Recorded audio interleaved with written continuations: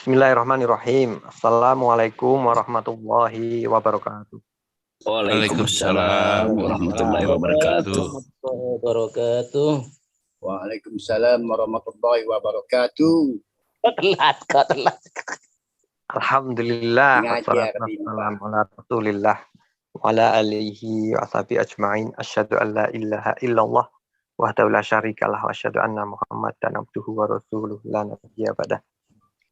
Terima kasih saya ucapkan kepada teman-teman, saudara-saudaraku semuanya yang hadir pada kesempatan kali ini. Sudah lama nih saya tidak ngobrol-ngobrol dengan Gus Romli dan kawan-kawan, Bang Kismet dan semuanya.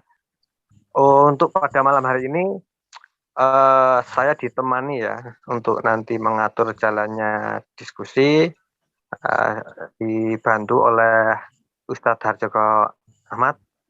Ya mudah-mudahan beliau bisa menutupi kekurangan-kekurangan saya ya selama ini dalam menjadi moderator seperti itu. Saya sampaikan terima kasih pula kepada kawan-kawan yang sudah nge-live-kan ya. Ada Bang Kismet Channel, ada Ilmu Rendah Channel, kemudian Bunda Hasanah, apa tadi? Apa Gus Romli? Bunda Hasanah. Bunda Channel. Bunda, ya. Kemudian masih ada satu lagi? Sudah, cuma itu ya. Oke, nanti bagi kawan-kawan yang menonton bisa untuk like, subscribe, dan komen ya di channel-channel tersebut ya. Bisa untuk saling mengisi, menambahkan, bahkan mengkritik pun boleh nanti di dalam channel-channel itu. Seperti yang sudah diundangkan sebelumnya bahwa tema pada malam hari ini adalah tentang Isra Mi'raj ya, beserta kaitannya dengan sholat ya. Dan ada sebuah pertanyaan yang sebenarnya saya cantumkan di situ. Bisakah kita itu menegakkan sholat hanya dengan berdasarkan pemahaman Al-Quran saja? Itu saya kasih tanda tanya. Artinya itu nanti bisa, tentu saja semua orang nanti berbeda-beda dalam menyikapinya. Ada yang mengatakan bisa, ada yang mengatakan tidak. Dan itu monggo silahkan dipaparkan alasan-alasannya seperti itu. Oke, mungkin untuk teknis pelaksanaan dari diskusi kita, yaitu mungkin nanti bisa dijelaskan oleh Ustadz Harjoko Ahmad ya, mengenai waktu-waktu untuk memaparkan, kemudian tanya jawabnya seperti itu. Nanti yang akan mengatur saya dibantu oleh Ustadz Harjoko Ahmad. Dan untuk diskusi kali ini nanti kita mulai nanti kita akhiri jam 11 ya. Jadi jam 11 nanti kita akan selesai. Untuk itu nanti diharapkan bagi saudara-saudaraku semuanya untuk bisa mempersingkat padat akurat ya, menyusun kata-katanya agar lebih efektif dan efisien seperti itu. Ya.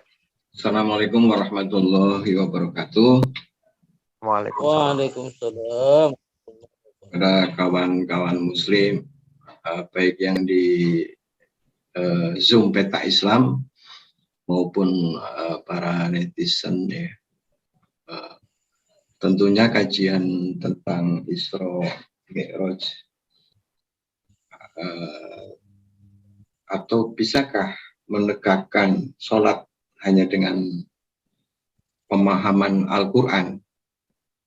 Mudah-mudahan ini bisa menjadikan edukasi atau paling tidak menjadi rimbunnya pikirannya, rimbunnya otak. Yang namanya diskusi pasti saya mengharapkan ada perbedaan, tapi jangan sampai ada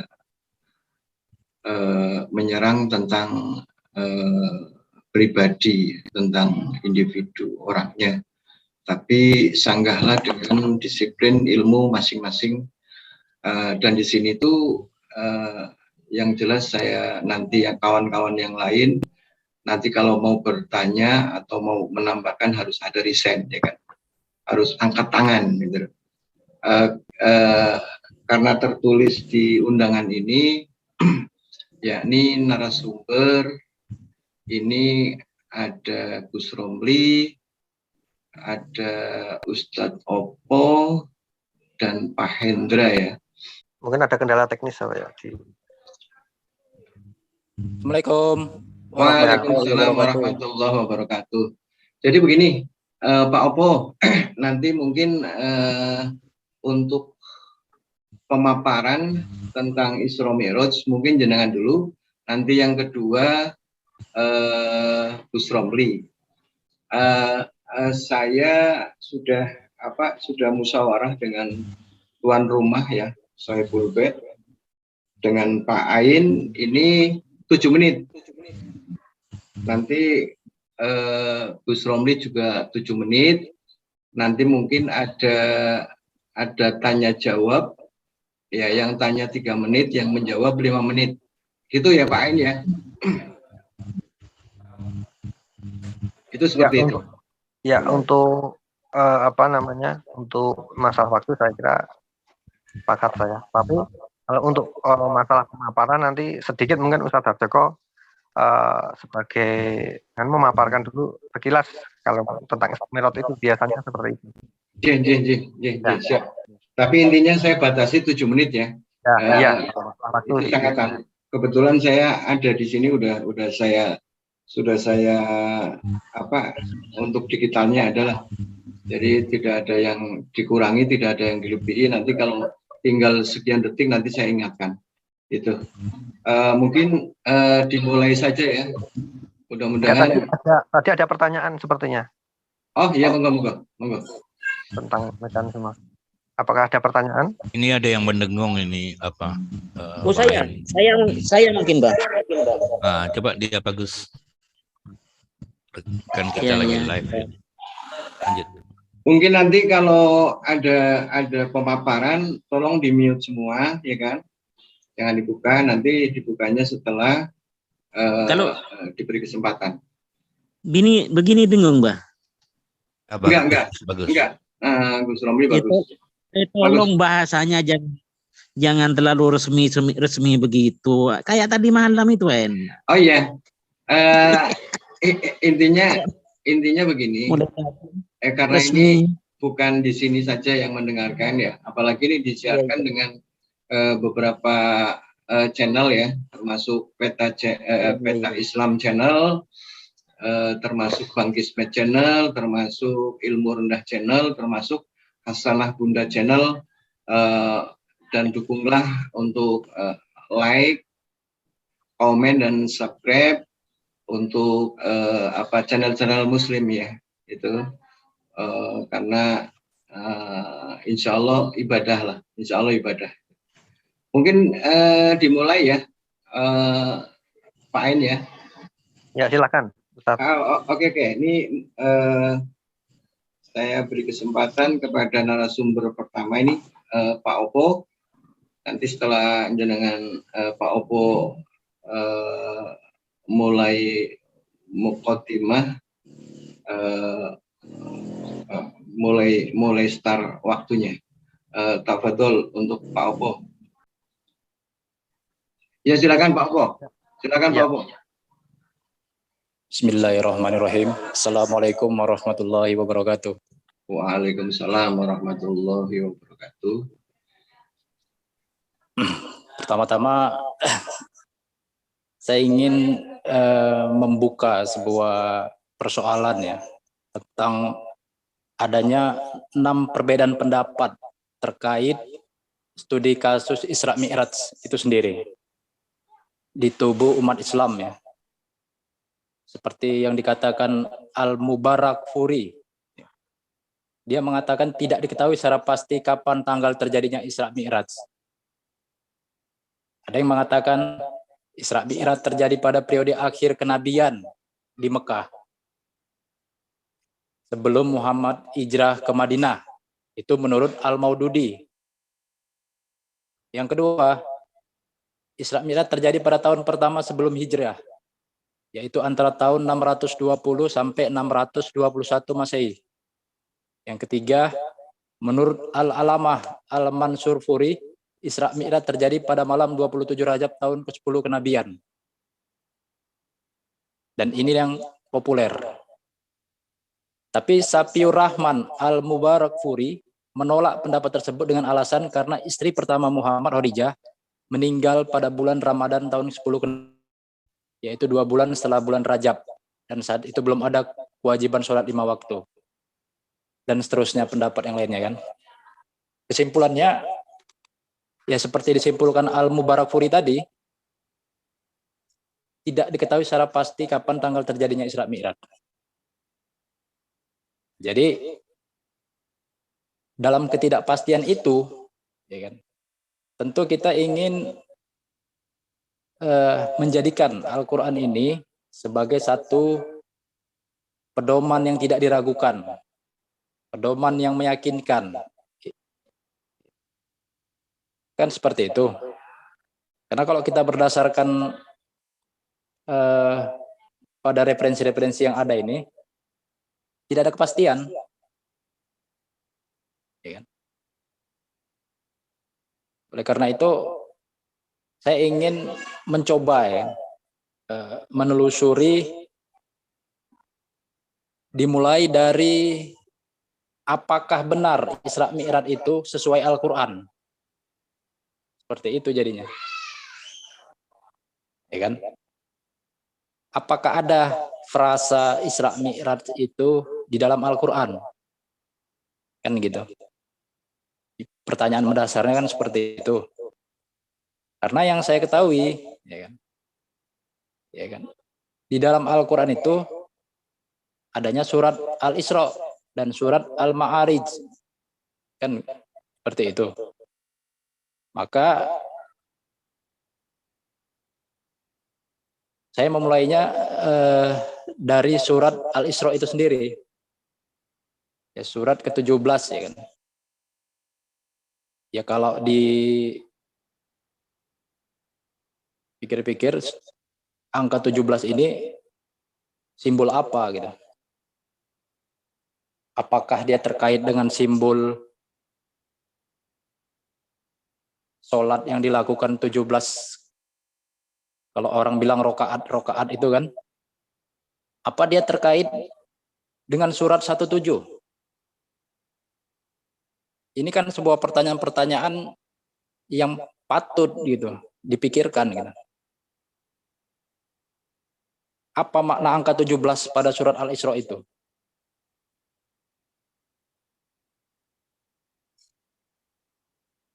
Atau arti Al-Isra itu sendiri apa gitu? Sebelum kita melompat ke ayat-ayat lain untuk menjelaskannya, Al-Isra sendiri itu artinya apa gitu? Jadi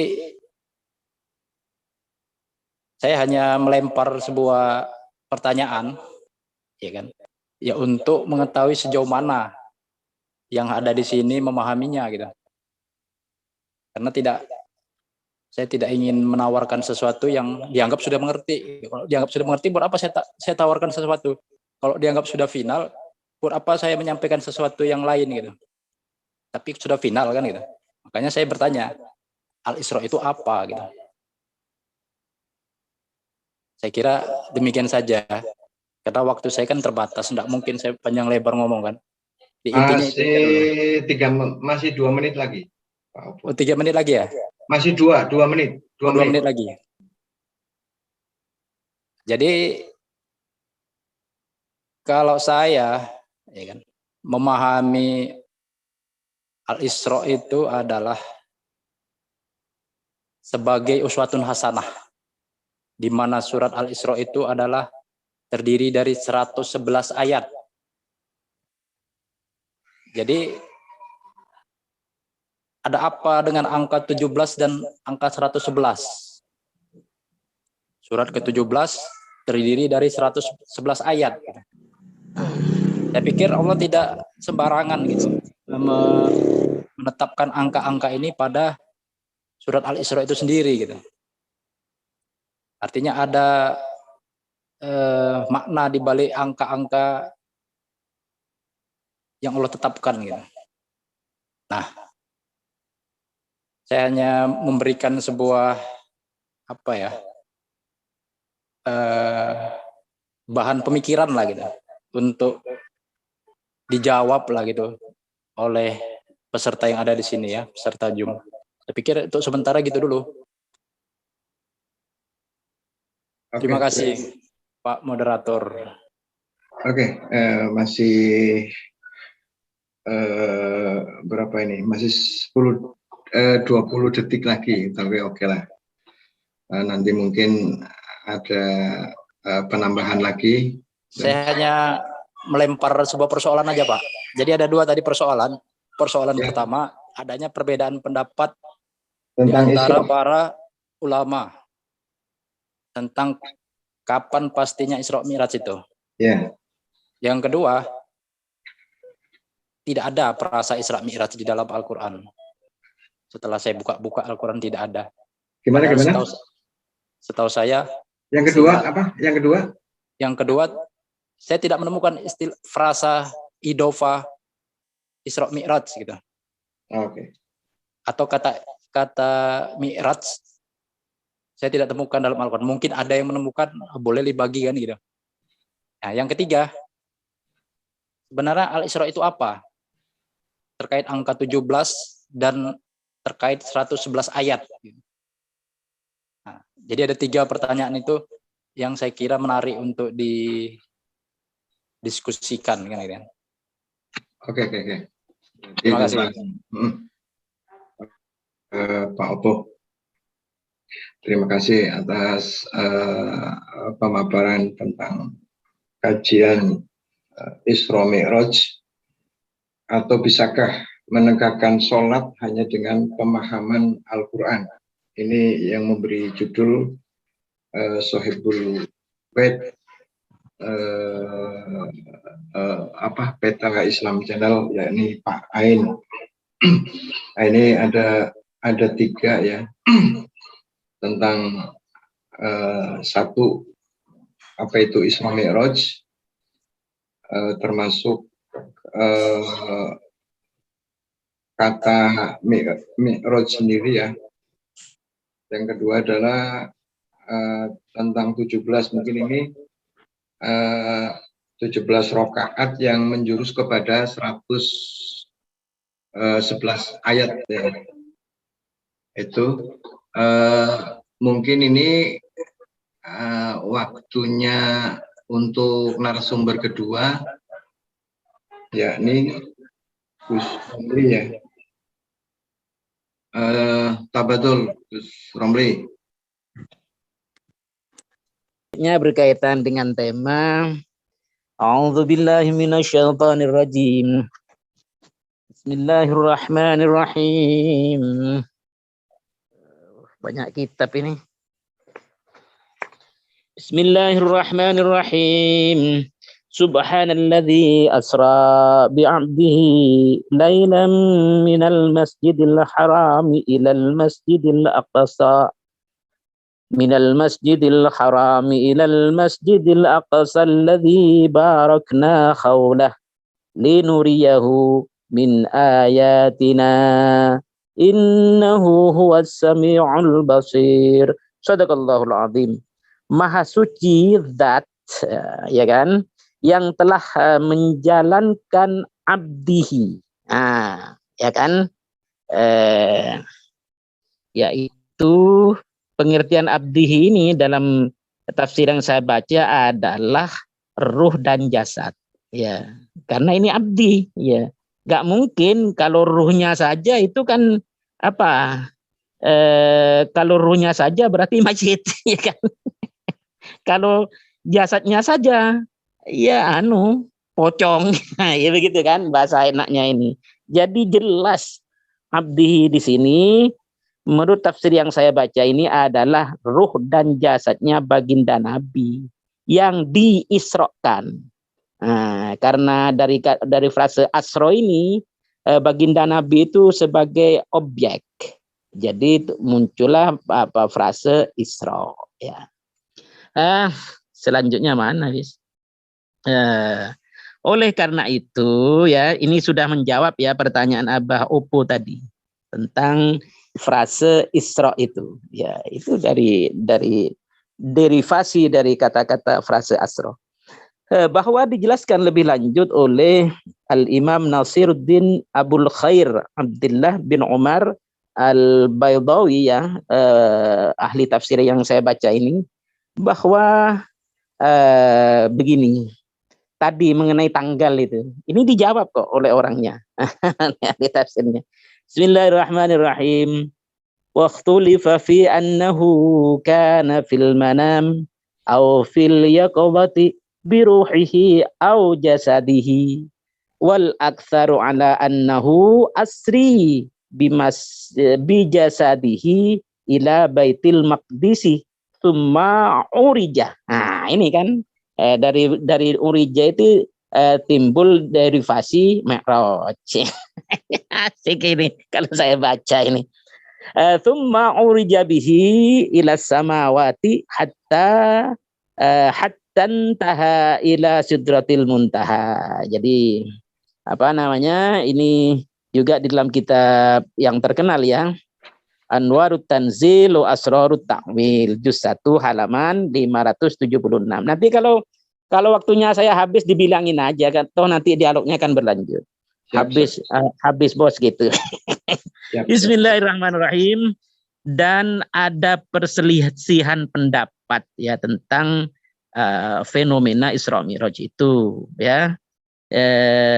Pendapat pertama, apakah terjadi dalam keadaan manam, apa tidur ya, atau dalam keadaan yaqdhah, apa sadar gitu loh, dengan ruh saja atau dengan ruh dan jasadnya itu kan.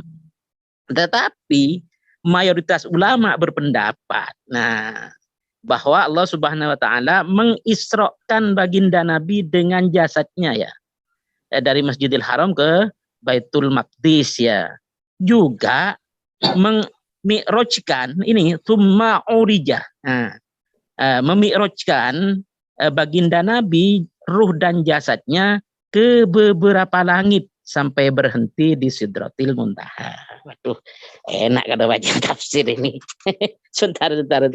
Jadi begini, saya buka ini 14 buku kitab ini mengenai persoalan tanggal ya, tanggal itu, dan mengenai persoalan segala macam.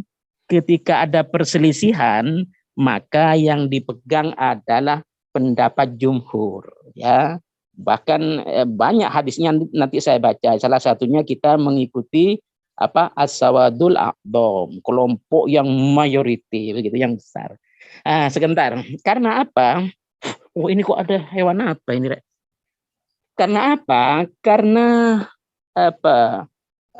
perbedaan pendapat ya di kalangan kaum muslimin itu adalah ikhtilafu ummati rahmatun. Hadis ini ya kan, hadis sahih. Terus juga ada ikhtilafu ashabi rahmatun, juga hadis sahih.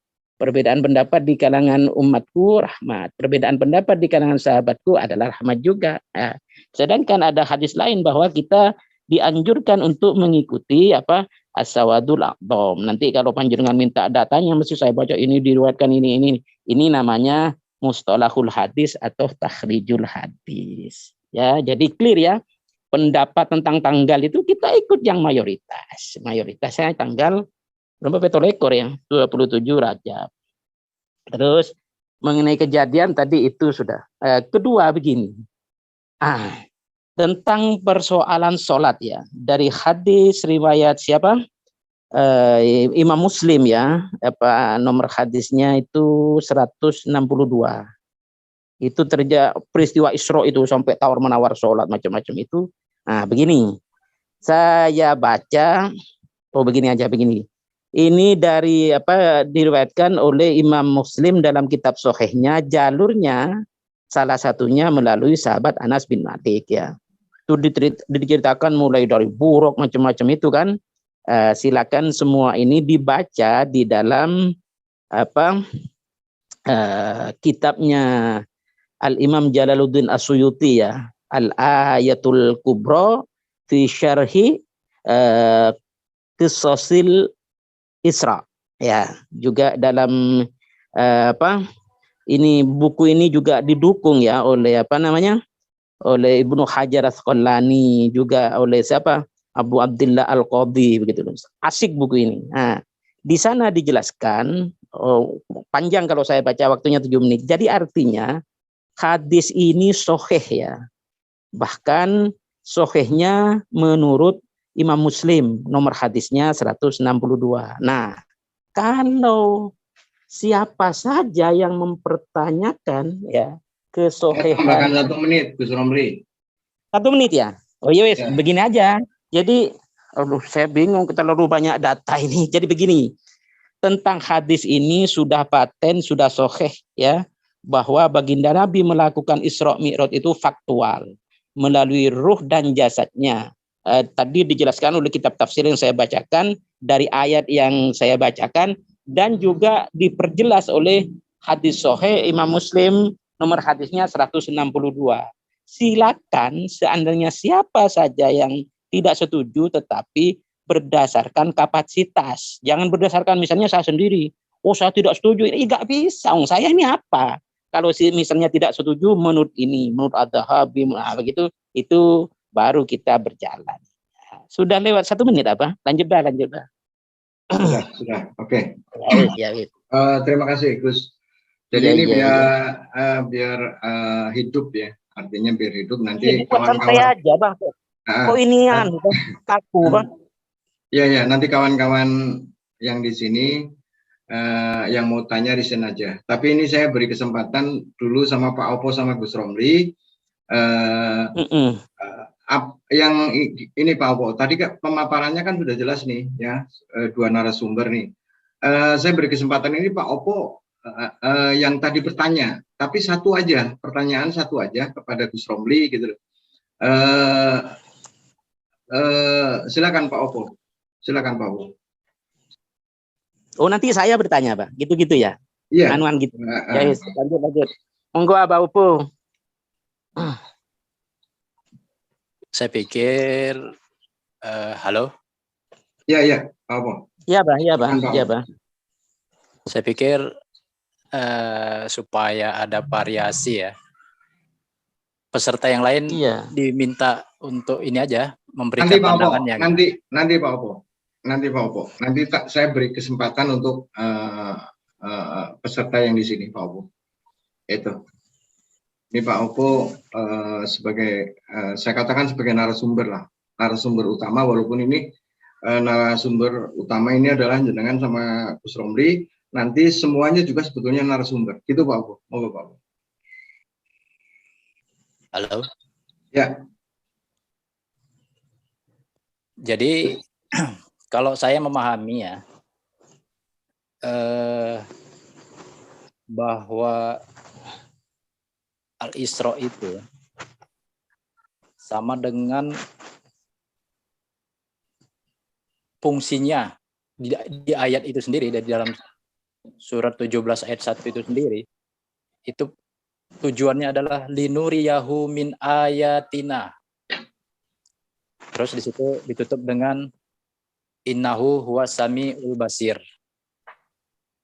Jadi konteksnya di situ saling menjelaskan sebenarnya di ayat itu, yaitu supaya kami memperlihatkan kepadanya. Kepada siapa? Ya kepada abdihi, kepada abdinya, kan itu. Jadi asro di situ konteksnya adalah linuriyahu min ayatina. Jadi untuk memperlihatkan kepadanya terhadap ayat-ayat kami. Nah, proses memperlihatkan ini sama dengan fungsi Allah sebagai Sami'ul Basir.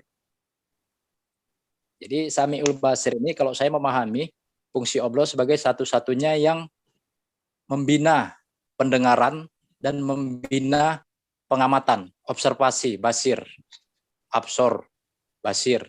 Jadi dalam sebuah kajian ilmu, ya kan, itu pendengaran dan pengamatan kita, observasi kita itu sangat menentukan, dan Allah yang membina itu gitu dengan ayat-ayatnya. Jadi konteksnya di sini adalah pendidikan kalau saya melihat. Karena Allah sendiri yang ngomong, innahu huwa samiul basir. Allah juga yang ngomong, linuriyahu min ayatina. Jadi untuk memperlihatkan kepadanya dari ayat-ayat kami. Jadi Allah tidak mengatakan untuk memperlihatkan kepadanya dari ocehan orang gitu. Jadi fungsi daripada asro di sini, ya kan? Jadi Allah yang memperjalankan satu perjalanan kesadaran ilmu. Jadi ada kesadaran ilmu yang dijalankan oleh Allah di sini, sama dengan pendidikan. Pendidikan, ya bisalah dikatakan pendidikan, ya pendidikan ini ya, pendidikan wahyu. Jadi saya memahami ini adalah sebagai sebuah pendidikan. Tapi dijelaskan dengan bahasa memperjalankan.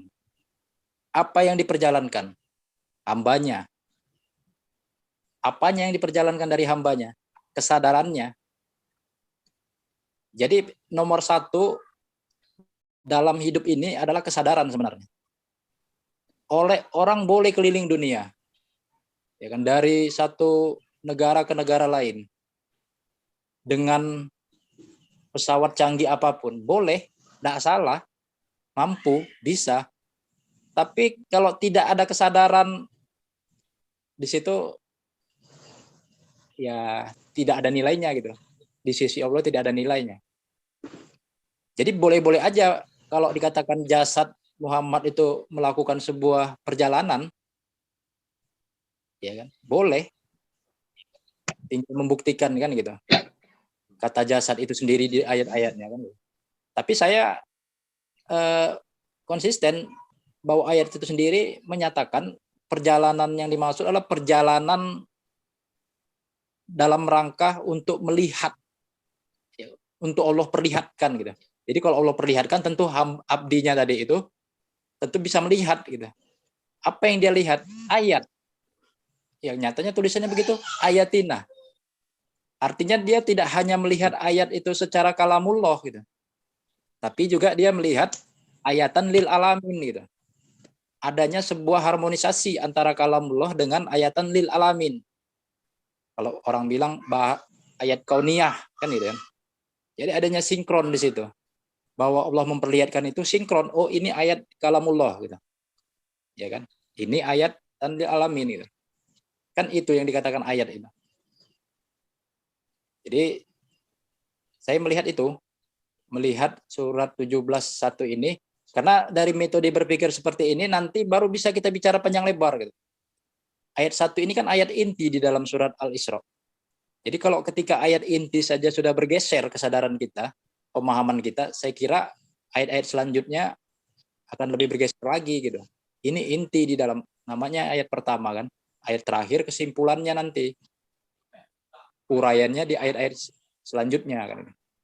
Jadi setiap ayat pertama itu dalam Al-Quran inti surat disimpulkan di ayat terakhir, dijelaskan oleh ayat-ayat selanjutnya, ayat 1, 2, 3, 4 dan seterusnya, itu penjelasannya semuanya. Oke, Pak Opo. Bahwa di sini perjalanan yang paling penting yang Allah lakukan dan perintahkan kepada abdinya ini adalah perjalanan dalam rangka linuriyahu min ayatina. Jelas deh itu, untuk memperlihatkan kepadanya dari ayat-ayat kami. Dan ini adalah konteks Samiul Basir, fungsi Allah sebagai yang membina pendengaran dan membina basir, penglihatannya. Terima kasih. Oke, Pak Opo. Terima kasih. Nanti kawan-kawan ini sebelum ke Gus Romli ya, nanti kawan-kawan ini silakan memaparkan tentang Isra Mi'raj dan boleh bertanya, tapi resign ya. Jadi saya bisa melihat nih, jadi enak gitu. Jadi saya berusaha sebijaksana mungkin gitu. Yang resign, silakan resign dulu. Untuk Gus Romli, silakan. Saya beri waktu, Gus Romli. Iya. Terima kasih, Pak. Jadi apa yang dikatakan oleh Aba Opo itu pertama tidak mencantumkan marji atau rujukan pendapat siapa, itu nggak boleh, bahaya itu dalam menafsirkan, apalagi mentakwilkan ayat ataupun hadis. Harus ada rujukannya gitu loh. Sedangkan kalau saya tadi baca itu full literasi gitu, top markotop pakai telur. Nah, tapi begini, seandainya Aba Opo itu pun bisa mencantumkan literasinya, itu pun setengah-setengah. Paling tidak nanti tidak akan mengarah terhadap perintah sholat wajib. Ya kan? Padahal seperti yang saya bacakan tadi, bahwa entry point dari ayat 1 ini, Al-Isra ini adalah tentang perintah melakukan sholat wajib yang dari dari 50 kali menjadi 5 itu loh. Itu di sana, jangan dikaburkan, oh ini kesadaran saja ini, nggak bisa itu. Gini ya.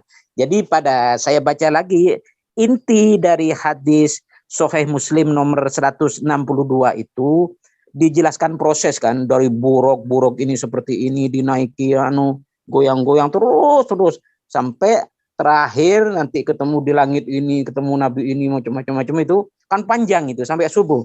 Intinya ketika diberi perintah untuk melakukan sholat itu ya, sholat wajib ini maksudnya di sini. Karena apa? Karena nanti ada orang yang iseng, oh itu baginda Nabi sebelum Isra Mi'raj itu melakukan sholat 2 rakaat diikuti oleh Bunda Sayyidah Siti Khadijah At-Tahirah Al-Kubra radhiyallahu taala anha gitu loh.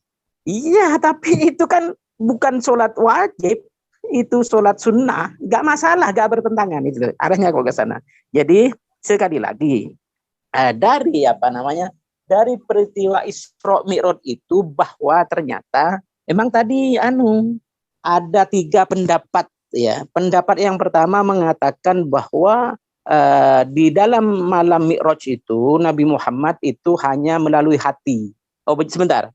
Tidak melihat Allah gitu loh di malam Mi'raj itu pendapat Sayyidah Siti Aisyah, dan pendapat ini paling kecil. Pendapat di atasnya adalah Ibnu Abbas dan yang lain-lain. Alhamdulillah, itu pendapatnya baginda Rasulullah SAW melihat Allah itu dengan hati. Nah, tetapi pendapat mayoritas ulama ya, dari berbagai ini, kalau saya baca hadisnya banyak ini, itu mengatakan bahwa di malam Mi'raj itu ya, bahkan terjadinya dialog tentang tahiyat sholat itu kan, itu melalui pandangan mata fisik baginda Nabi sendiri. Tetapi jangan dibalik, oh berarti Allah merupakan fisik, jangan begitu loh. Jadi yang saya baca ini kitab Syarah Sahih Muslim juz 3 halaman 5. Jadi begini, bismillahirrahmanirrahim ya. Al-Imam An-Nawawi ini berkalam bahwa falhasil anna rajih inda aktsaril ulama anna Rasulullah sallallahu alaihi wasallam ra'a rabbahu bi'ainai ra'sihi lailatal Isra li hadithi Ibni Abbasin wa ghairihi. Walakin jumhur ahli sunnah wal jamaah ala wuqu'iha lahu sallallahu alaihi wasallam lailatal mi'raji bil aini, ya kan itu. Jadi itu pun dipertegas dalam kitabnya Fatwa Hadisiyah halaman 148. Jadi jelas ini pendapat jumhur ya, bahwa pertama baginda Nabi Isra Mi'raj itu ruh dan jasad.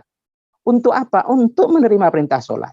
Dan bahkan ketika dialog itu, baginda Nabi berdialog dengan Allah itu dengan bi'ainai roksihi, dengan kedua belah mata kepala yang mulia beliau secara fisikly.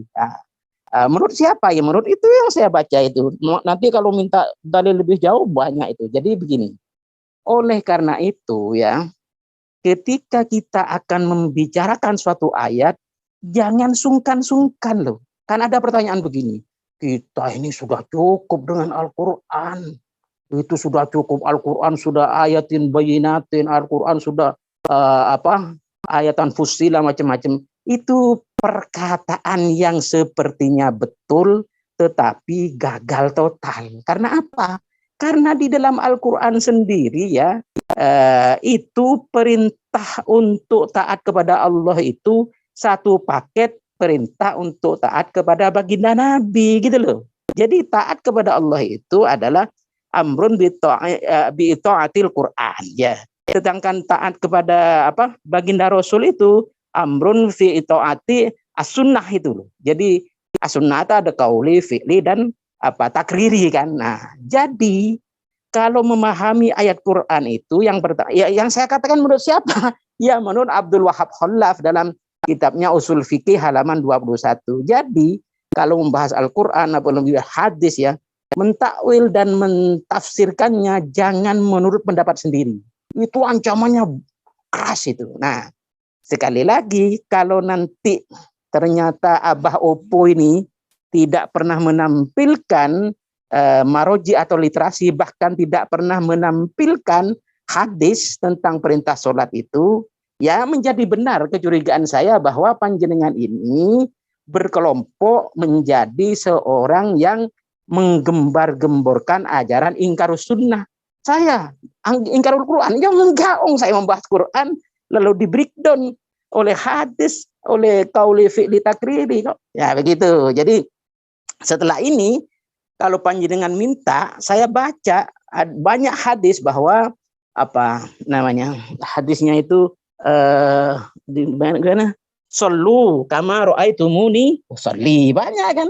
Jadi kalau kita sekedar mengikuti Al-Qur'an enggak nyampe salatnya panjenengan. Misalnya saya tanya, bagaimana di Quran adanya sampean, iqomatnya sampean. Terus katakanlah apakah membaca suratul Fatihah gimana? Terus gerakannya gimana? Menghadap kiblat gimana? Nah, disitulah perlunya belajar ilmu itu harus secara talaki dan arud, artinya face to face. Itu dikenal dalam kaidah Islam itu adalah sanad ya. Jadi tidak bisa kalau dengan kata-kata yang sepertinya bagus tetapi itu menjerumuskan, tidak bisa kalau cuma berpedoman pada unsur yang umum, karena Quran itu mujmal gitu loh, padat ringkas, diperjelas oleh hadis, itu pun perintah Al-Quran gitu loh. Mengikuti hadis, misalnya saya baca ini ya, Bismillahirrahmanirrahim, fala wa rabbika la yu'minuna hatta yuhakkimuka fima syajara bainahum thumma la yajidu fi anfusihim kharajam mimma qabaita wa yusallimu taslima. Quran surat An-Nisa ayat 65. Demi Rabbmu, mereka tidak beriman, tidak percaya sehingga mereka bertahkim ya, minta fatwa hukum kepadamu. Mu di sini kan Nabi Muhammad ini, ya kan? Ini Quran nih kok. Dalam menyelesaikan sengketa yang terjadi, ya kan? Sebentar. Kalau membaca tafsir memang begini ya. Di antara mereka kemudian tidak merasa keberatan dalam hati mereka dari keputusan yang engkau Muhammad, ya kan, putuskan dan menyerah sebulat-bulatnya. Silakan dibaca tafsir Quran surat An-Nisa ayat 65. Bahkan ini penting ini juga. Quran surat An-Nur ayat 48. A'udzubillahi minasyaitonirrajim. Bismillahirrahmanirrahim. Wa idza du'u ila Allahi wa rasulihi liyahkuma bainahum idza fariqum minhum mu'ridun. Shadaqallahul azim.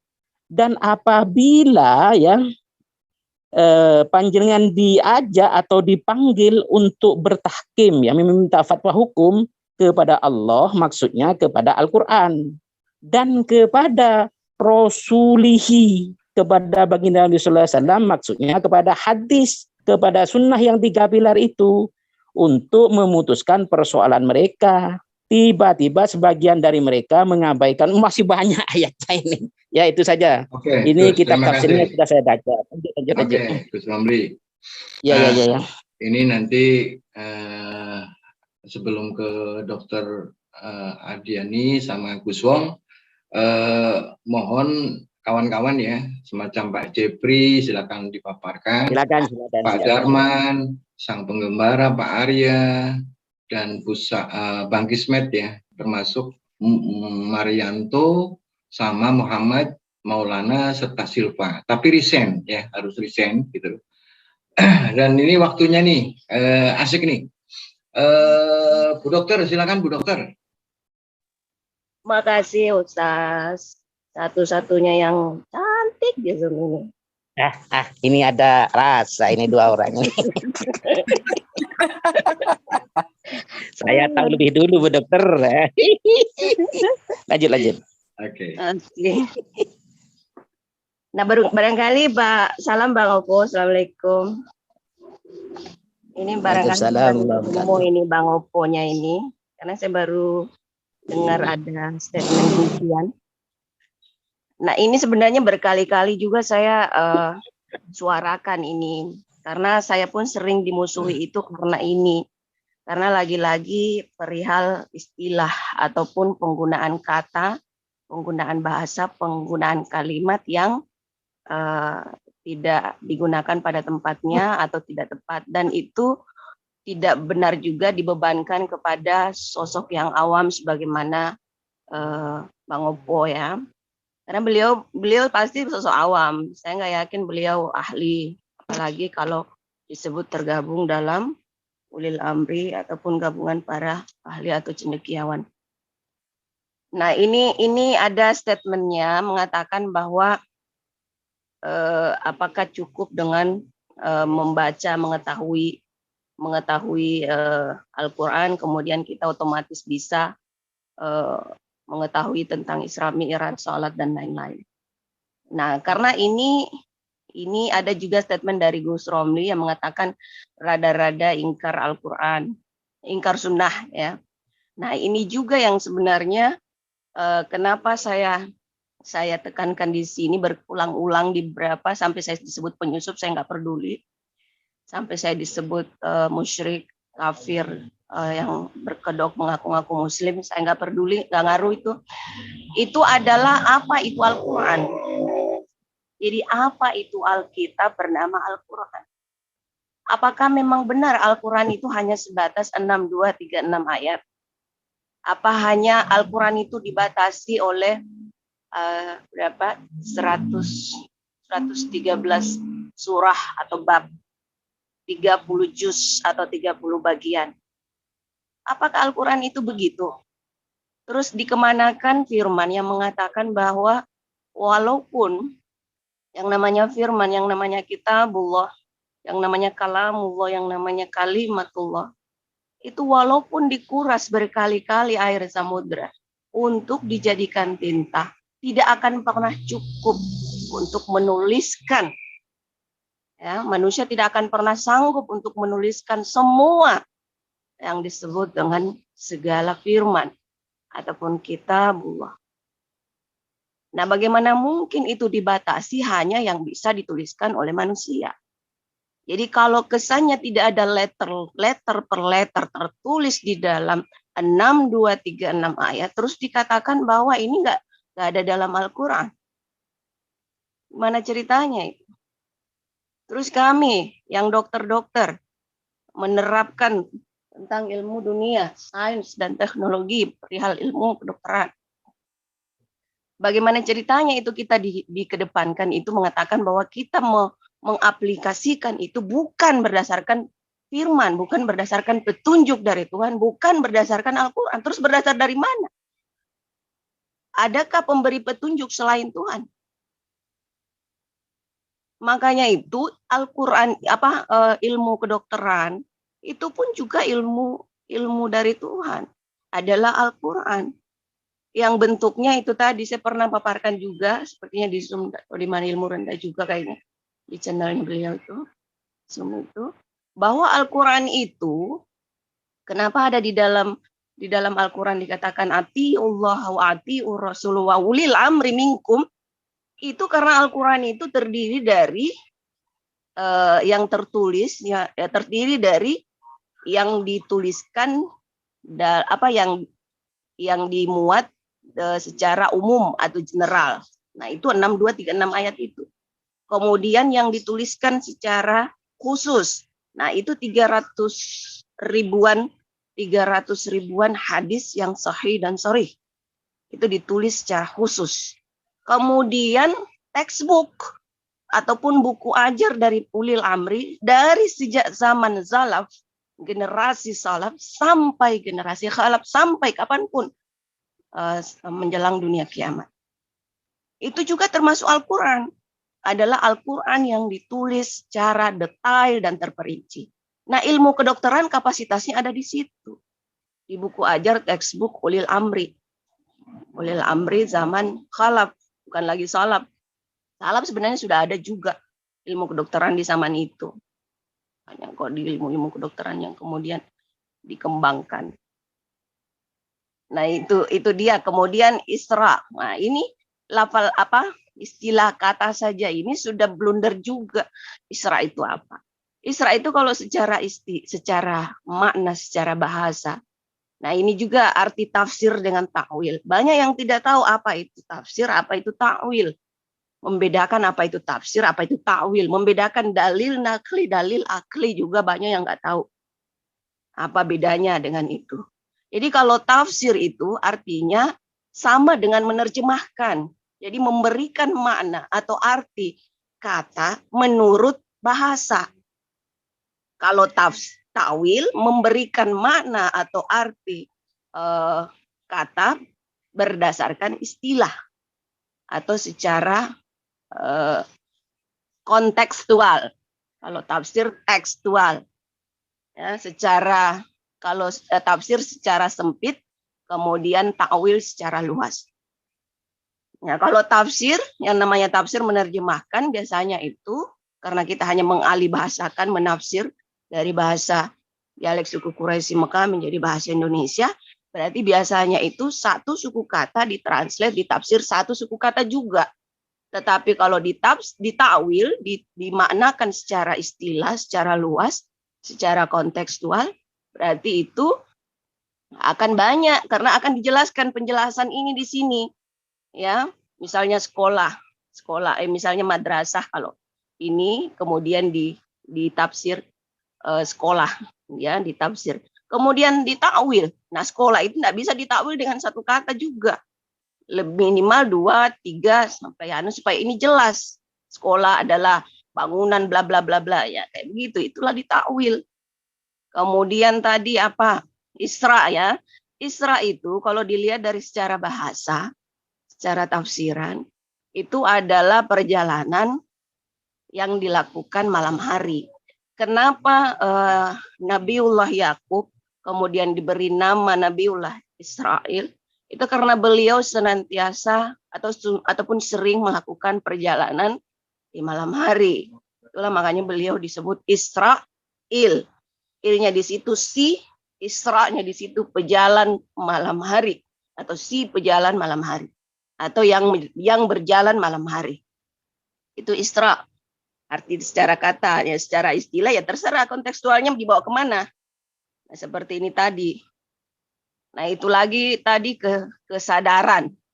Nah, kesadaran itu seperti apa sih? Yang namanya kesadaran itu berarti orang yang sebenarnya sejatinya yang disebut dengan orang yang disebut manusia yang disebut sadar itu adalah orang yang berakal.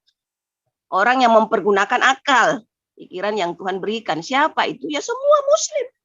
Itulah orang sadar, orang yang berakal pikiran, ya. Jadi walaupun dia fitrahnya juga muslim, kalau dia lagi pesakitan, misalnya orang gila, itu nggak bisa disebut orang sadar. Ya, jadi benar juga kalau Bang Opo bilang bahwa beliau diperjalankan dalam keadaan sadar. Memang karena beliau dalam keadaan berakal pikiran, akal pikirannya nggak sakit, akal pikirannya berfungsi dengan baik dan beliau gunakan. Ya, beliau gunakan. Sebenarnya berfungsi dengan baik. Hanya persoalannya adalah kafir itu nggak mau menggunakan akal pikirannya. Dia tanggalkan akal pikirannya, dia tinggalkan akal pikirannya. Ya, karena dicuci otak lah, di brainwash atau apa gasul fikri istilahnya. Nah, kemudian itu lagi tadi dalil nakli, dalil akli. Kalau saya dalam Zoom seperti ini, biasanya saya kedepankan dalil akli. Kenapa? Karena saya menganggap bahwa room ini singkat waktunya, ya, singkat, padat, dan seharusnya itu bisa to the point. Nah, dalil akli itu sebenarnya to the point. Sama kalau kita bilang barang itu sudah jadi. Misalnya dalil nakli itu baru sebatas bahan baku, misal baru sebatas benangnya. Kemudian kalau dalil akli adalah sudah dalam bentuk pakaian, dia baju ataupun celana atau apa. Pokoknya dia sudah dalam, kalau lebih mudahnya itu dalam bentuk makanan gini. Kalau dalil nakli itu baru jahenya misal, atau baru berasnya atau padinya. Dalil akli sudah jadi nasi, ya, malah ada yang sudah jadikan seperti bubur, dikemar dengan bubur. Jadi walaupun orang uzur, orang yang sudah tua yang nggak bergigi itu mudah dicerna. Nah, bubur ayam misal, ya. Nah, saya itu sebenarnya kedepankan itu selalu menggunakan sebisa mungkin dalil akli yang bentuknya sajiannya itu bubur. Kalau bisa bubur saring dah, nggak perlu dikunyah, langsung glek, langsung bisa dicerna, langsung bisa diambil intisari dari apa yang saya sampaikan. Itulah sebenarnya dalil akli. Makanya itu kalau orang bilang, membaca dari mana itu? Yang mana rujukanmu, referensimu dari mana? Nah, kalau kita merujuk kepada referensi itu lama lagi, itu namanya bukan dalil akli. Itu namanya dalil yang dalam bentuk mentah atau dalam bentuk bahan baku. Ya, belum jadi itu. Artinya itu merepotkan karena baru mau dicerna, baru mau diolah, mau diproses, butuh waktu yang lama. Jadi bersyukurlah kalau ada yang bisa menyajikan itu dalam bentuk dalil akli sehingga kita yang awam, yang istilahnya baru taraf 1-2 tahun membaca atau mendengar sesuatu, mengetahui sesuatu bisa lebih mudah langsung memahami. Karena ada yang sudah bisa memahamkan itu, apa yang kita tahu selama ini. Ya, seperti itu. Makanya saya bisa tahu apa itu ulil amri, apa itu kaitannya, apa itu Al-Quran, ya, yang tidak terbatas. Saya bisa tahu mahda, ya, ibadah mahda yang muhkamat, yang mutlak, yang muqayyad, ya, muqayyad, mutlak, ghairu mahda. Bahwa mahda itu adalah ibadah yang hukum atau fikih amaliyahnya itu adalah mahda muqayyad, ya, itu hukumnya wajib. Kemudian mahda mutlak adalah hukum atau fikih amaliyah, amalan yang bersifat sunnah. Kemudian ghairu mahda adalah hukum amalan ibadah kepada Tuhan, amalan pahala yang hukum atau fikih amaliyahnya dengan hukum awal mubah, kemudian hukum akhir ada yang wajib dan ada yang sunnah, atau mubah wajib maupun mubah sunnah. Pokoknya banyaklah yang seperti itu yang saya biasa sajikan, namun sayang 1000 sayang banyak yang tidak terima dengan itu dan malah menyatakan saya penyusup lah. Saya berbaiat kepada siapa itu yang disebut di Iran? Imam-imam siapa itu? 12 imam. Saya bilang kalau Imam Ma'asum itu 124.000 itu jenis orang, belum jenis jinnya. Saya bilang kalau saya mau mengkultuskan mereka, ngapain saya mau ke yang 12 itu? Ya. Sekian dulu Ustaz Sarjoko, Gus Romli. Matur sembah nuwun. Makasih Bu Dokter. Oke, mungkin barangkali nanti artinya kita jangan ini. Kita lepas pikiran kita sesuai dengan pemahaman kita. Yang penting ada pedomannya. Silakan Pak Opo, barangkali tadi mau menyanggah tentang pertanyaan tentang apa kajiannya dari Dr. Adiani, ya, tentang dalil akli, dalil nakli, tafsir atau takwil. Monggo Pak Opo, saya beri kesempatan. Nanti baru Gus Romli. Baik, terima kasih. Saya kembali lagi seperti saya katakan, surat Al-Isra, surat ke-17 ini, ayat 1 itu inti dari Al-Isra itu sendiri, gitu. Jadi titik tolak ini jika belum duduk, gitu kan, belum clean and clear, gitu, maka ngomong kita jauh-jauh kemana nanti akan menurut saya tidak akan nyambung ke sini gitu. Jadi makanya saya kembali ke sini, berbicara asro, sekali lagi saya katakan, adalah berbicara perjalanan ilmu terhadap abdinya.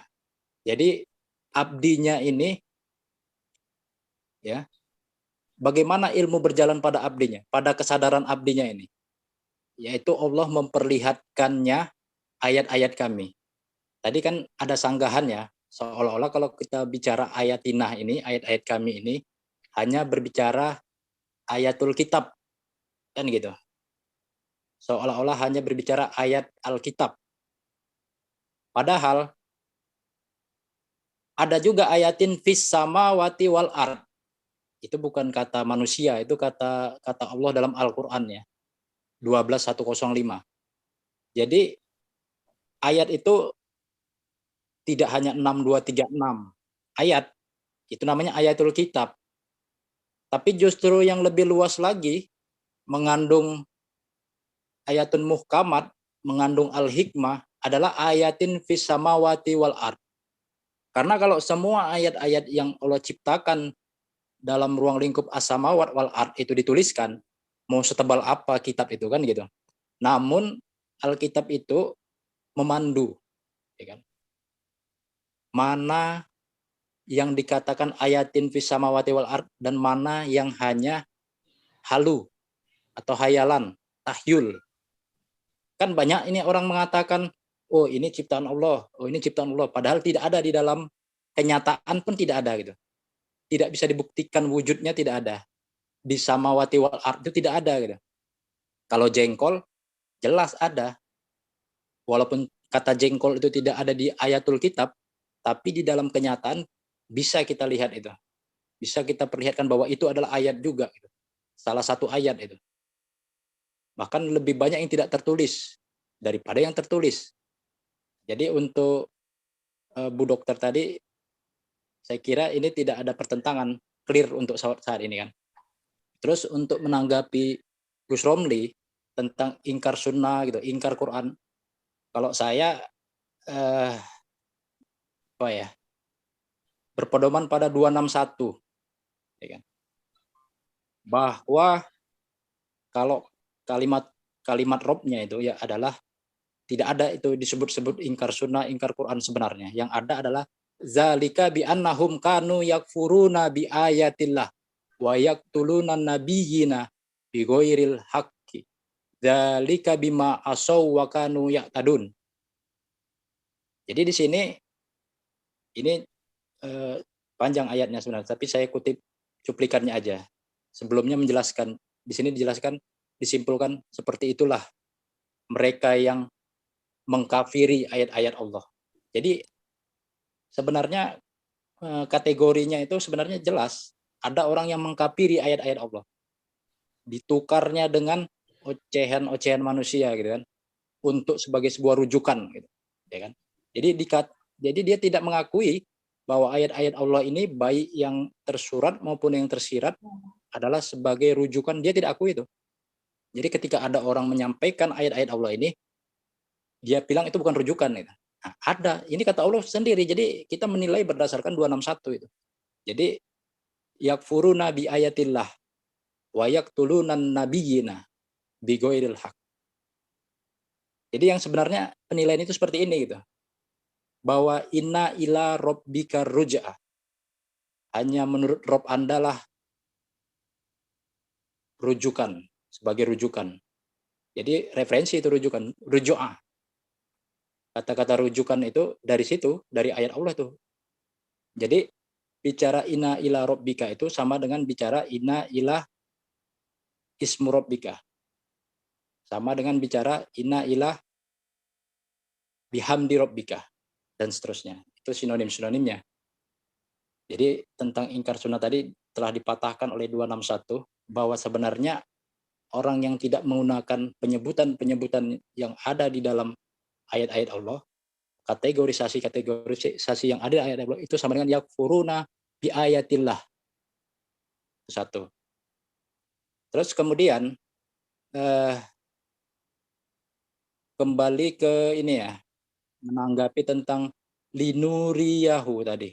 Jadi asro di situ adalah untuk memperlihatkan kepadanya, abdinya tadi itu, tentang ayat-ayat kami. Jadi memperlihatkan di sini, ya, ada juga yang seperti Bani Israel, ya kan? Wa iz qultum ya Musa lan nu'mina laka hatta narallaha jahrotan fa akhazatkumus sa'iqatu wa antum tanjurun. Ada seperti itu. Jadi mereka ya berkata, ketika kamu berkata, ya Musa, kami tidak benar-benar beriman kepada Anda hingga apa? Narallaha jahroh. Apa artinya itu? Apa artinya? Nah, jadi dia ingin supaya Allah memperlihatkan, ya. Kalau Allah tidak terlihat, kalau dia tidak melihat Allah dengan jelas, dia tidak akan beriman ya. Jahro itu apa? Jahir. Jadi dia mau melihat Allah secara jahir gitu. Ya. Dia tidak mau melihat Allah itu secara ismullah, ilmullah. Dia tidak mau melihat ilmullah, ismullah, zikrullah. Dia mau melihat Allah secara jahrotan, secara jahir. Jadi dia mau mendudukkan Allah ini sebagai ciptaan. Sebuah ciptaan itu, nah itulah jahirnya. Ada badannya, ada tangannya, seperti itu. Jadi dia kalau tidak melihat Allah secara jahir, dia nggak mau beriman. Gitu. Nah, oleh karena itu, berbicara Allah bukan berbicara jahrotan, tapi berbicara ismullah, ilmullah, zikrullah, dan banyak lagi. Jadi ini apa ya, orang kafir ini ngomong gitu. Maka kata Allah di sini, fa'akhazatkumus sa'iqatu wa antum tanjurun. Maka halilintar menyamparmu sedang kamu melihatnya atau menyaksikannya, memperhatikannya. Jadi kembali ke ini tadi, ke asro tadi, bahwa di situ yang diperjalankan adalah sebuah kesadaran ilmu. Jadi kalau kata Bu Dokter tadi kesadaran biologis itu terlalu rendah. Hewan juga kesadarannya biologis itu. Tapi tidak ada kesadaran ilmu di dalam hewannya. Ya ilmu alamiah ya, bukan ilmu dalam arti sosial budaya. Bagi hewan kan kawin di sana sini kan biasa, tapi bagi manusia itu kan harusnya tidak biasa gitu. Jadi kesadaran yang diberjalankan ini adalah kesadaran ayat-ayat Allah. Jadi abdinya ini Allah perjalankan dengan satu perjalanan ilmu, perjalanan kesadaran ilmu, ya kan? Makanya konteksnya di situ kan Masjidil Haram minal Masjidil Haram ilal Masjidil Aqsa. Dari situ aja sebenarnya kalau mau kita breakdown sudah jelas bahwa itu bicara sebuah pendidikan itu, baik pendidikan yang sifatnya untuk pembuktian ayat secara kalamullah maupun pembuktian ayat secara ayatin bis samawati wal ard. Makanya di dalam surat 17 ayat 1 ini dia tidak bisa dipisahkan dengan ayat 2-nya gitu. Coba lihat bagaimana ayat 2-nya. Wa ataina Musa musal kitaba wa ja'alnahu hudan li bani Israila alla tattahizu min duni wakila. Jadi Allah memperjalankan kesadaran Muhammad ini dengan menceritakan tentang Musa. Jadi dia bicara sejarah. Bagaimana Musa juga Allah berikan, Allah datangkan Alkitab. Konteksnya Alkitab, ayatul kitab, salah satunya. Wa ja'alnahu, dan menjadikannya ayat kitab itu menjadikannya hudan, petunjuk bagi libani Israel. Kan gitu. Dan dilarang, janganlah kamu menjadikan selain aku sebagai wakil. Oke, Jelas. Pak Bo. Jadi larangan menjadikan selain Allah sebagai wakil itu jelas. Wakilan dilarang. Terus zuriyataman hamalna ma'anu innahu kana abdan syakuro. Allah bercerita, memperlihatkan kepada abdinya, ya, yang Asro tadi, tentang keturunan ideologis orang-orang yang telah hamalna ma'anu.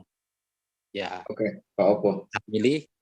Satu lagi nih, hamalna ma'anu, dihamili ilmu bersama Nuh. Jadi tadi Musa, ini Nuh, bahwa dia Nuh itu adalah abdi yang bersyukur. Jadi ini konteksnya adalah berbicara tentang juriyata man hamalna ma'anu.